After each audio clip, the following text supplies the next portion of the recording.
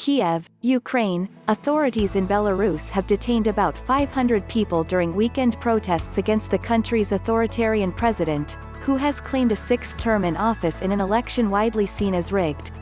Belarus Interior Ministry said Monday that 150 protesters were detained on Saturday and over 350 more on Sunday, when anti-government protests spanned 22 cities. Daily rallies have rocked Belarus for over 7 weeks now, with the largest ones drawing up to 200,000 people, in the biggest challenge yet to President Alexander Lukashenko's long hardline reign.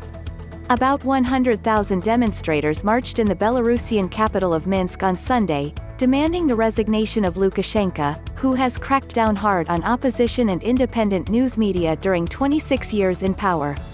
According to the Viasna human rights group, the clampdown on the protesters this weekend wasn't as violent as before.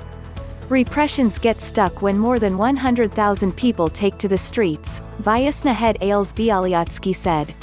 The authorities' scare tactics don't work anymore. Hundreds of thousands of Belarusians have been protesting daily since the August 9 presidential election, which officials claim handed Lukashenko, a 66-year-old former state farm director, a victory with 80% of the vote. Both opposition members and some poll workers say the vote was rigged, and the United States and the European Union have condemned the election as neither free nor fair.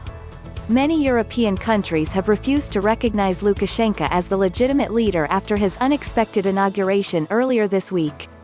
French President Emmanuel Macron said in Lithuania that he would meet Tuesday with Sviatlana Tsikhanouskaya, Lukashenko's main election opponent who went into exile in that country after the election.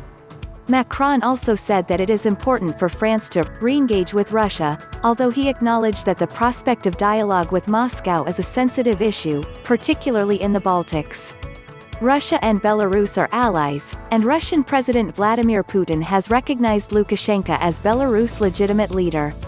During the first days after the election, police used tear gas, truncheons and rubber bullets to disperse crowds.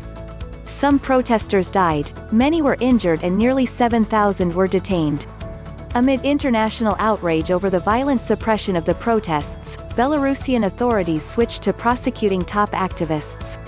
Belarusian authorities have opened a criminal probe into members of the Coordination Council, created by the opposition to push for a peaceful transition of power, on the charges of undermining national security.